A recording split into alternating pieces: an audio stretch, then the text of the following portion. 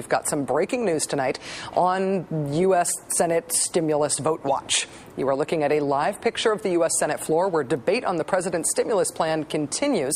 We can report that there is a deal. The $780 billion deal came after a day of high-stakes backroom negotiations.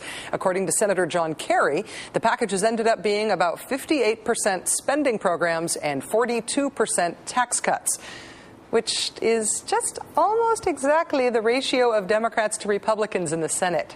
The compromise was reportedly reached after about $157 billion worth of stimulus spending and tax cuts were stripped from the original version of the bill. Democrats struck this deal with support from at least two Republican senators, Susan Collins of Maine and Arlen Specter of Pennsylvania. Some Republicans are saying there were 3 GOP votes for the bill, but those are the 2 that we can say right now.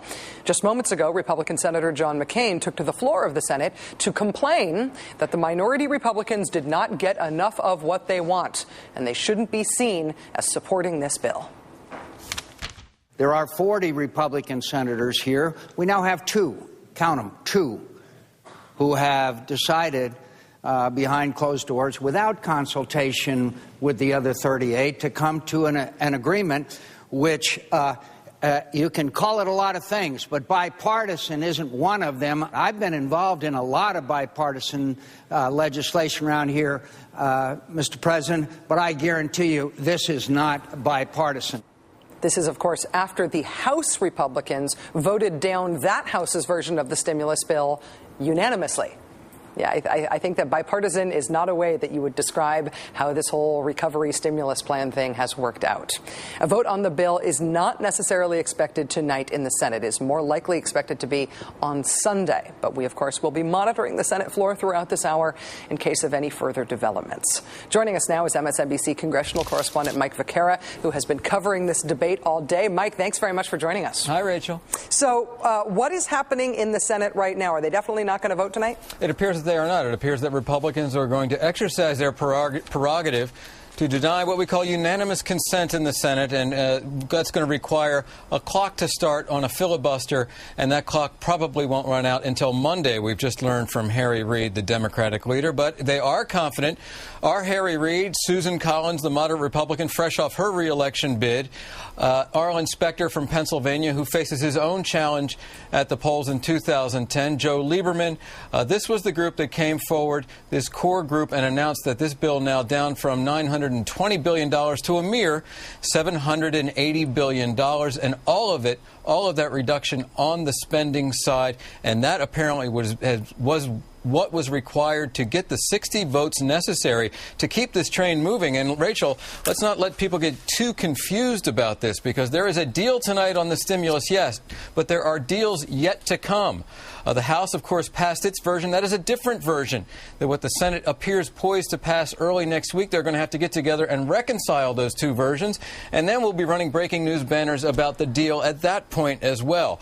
They're going to have to keep moving quickly. This is lightning speed for your United States Congress to get this done by Washington's birthday, President's Day, on February 16th. That is their self-imposed deadline, and they have the added motivation of that's the beginning of their recess, and that generally gets them moving pretty quickly. But a lot of behind-the-scenes negotiations, Rachel, and one of the things we're going to have to look at here is, were these cuts so dramatic as to alienate a lot of Democrats on the left in the House? Nancy Pelosi today telling reporters that in terms of some of the education cuts that she understood were on the table, does violence to the future, and that she had made that very clear to Harry Reid and the president.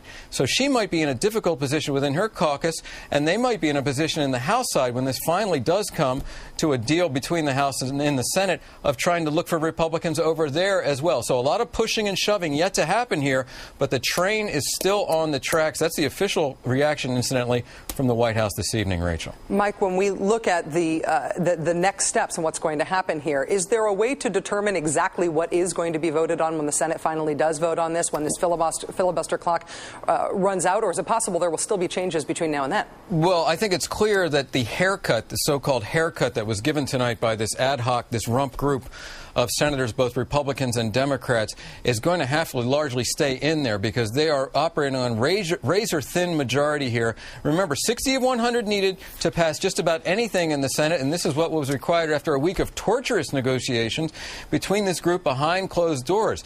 You're right. They say they have 3. We only know of 2 at this point, Arlen Specter and Susan Collins. Perhaps Olympia Snowe might be the 3rd, the fellow Republican of Maine of Susan Collins. We know that Mel Martinez, who's retiring from the Senate, not standing for re-election, he took a walk. He was part of all these negotiations, took a walk at the last minute, as did George Voinovich of Ohio, himself retiring as well.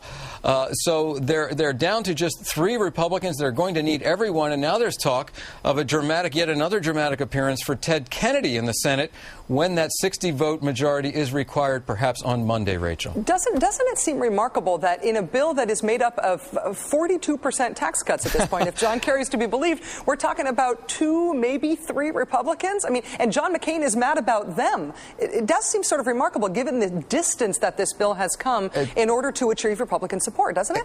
It's a perfect symmetry. I hadn't thought of that until you pointed that out. You know, the point I've been trying to make throughout the course of the week, Rachel, is for all this talk of bipartisanship, it's one thing to say it. It's another thing to be confronted with it, with the partisanship that is embedded in the culture of Washington. And I know that's a fashionable thing to say, but I'm talking a culture that has been generations in the making, perhaps even centuries in the making. And when the House Democrats came under criticism for writing this bill behind closed doors, which they pretty much did, and then sent it out to the committees to go through a process that was relatively brief, they came under a lot of criticism. And what people don't realize is that the opposition's job in Congress, whether it's Democrats or Republicans, if you let them in the room, their job is to blow the place up, especially in the House of Representatives. And when you move over to the Senate, which has been largely mirroring what the House has been doing over the last several years, today is really the first time in quite some time where we see these moderates who have been taken for granted for years really step up and become power brokers in this debate. A very interesting development in the Senate this evening. I'm wondering how it augurs in the House. We saw President Obama, of course, go down to Williamsburg last night. I was there myself. Speak to House Democrats. Go back to the tried and true and give them some red meat, because Democrats were extremely frustrated and they were very welcoming what President Obama did last night. Rachel. MSNBC congressional correspondent Mike Vaquera, thank you for following all this, and thanks for your time tonight, Mike. Certainly. Have a good weekend. Rachel, great to talk to you. Joining us now is Joan Walsh, who is the editor-in-chief of Salon.com. Joan, thank you so much for joining us tonight. Really appreciate it. Thanks, Rachel. We just heard Mike Vaquera tell us that the opposition's goal is to blow the place up. Do you feel like that is the political dynamic in this fight over the stimulus? You know, it really seems to be. I really don't know how you can have a bipartisan bill that does not result in the end result that we need, which is change for the economy. I mean, I feel like Obama is learning some important lessons here about what it's going to take to make change, and he started from the premise that he wanted to reach out. I think it's ridiculous to say that there was no consultation. This bill was full of tax cuts from the get-go. They started out on their heels saying, we're going to give you tax cuts because that's what you want, even though most economists agree tax cuts are really not going to get the economy going again. We need to put money in the hands of people who will spend it, and that does tend to mean the working class and low-income people who need to spend.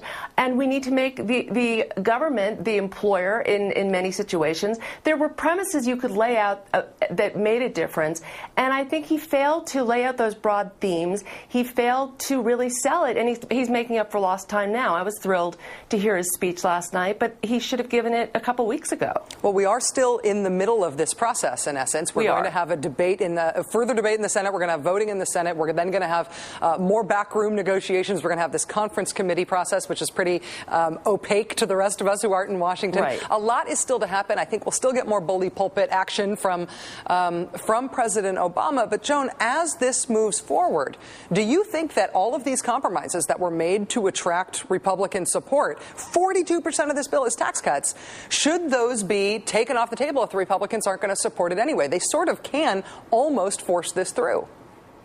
They almost can. I mean, you know, we could sit here for the whole hour and talk about this crazy filibuster rule and the way the Democrats have agreed to let themselves be tied up by the need for 60 votes. They could just say, get out there and filibuster it. Do it the old-fashioned way. Force them to get out. Force the Republicans to get out and make speeches and try to block the bill that way. Instead, they've agreed to these ground rules that really tie their hands. And Obama was elected. Democrats were elected to change. There was a mandate for change. There was a mandate for doing more than giving tax cuts to wealthy people. There was a mandate to really examine the fundamental premises of our economy that have brought us to this state, and he's got to get out there and do it. So I do worry about it, Rachel. I also think this idea that they're compromising on the size of it. I don't know any economists out there saying this needs to be smaller. I know economists saying this needs to be bigger. They have one chance to do it right,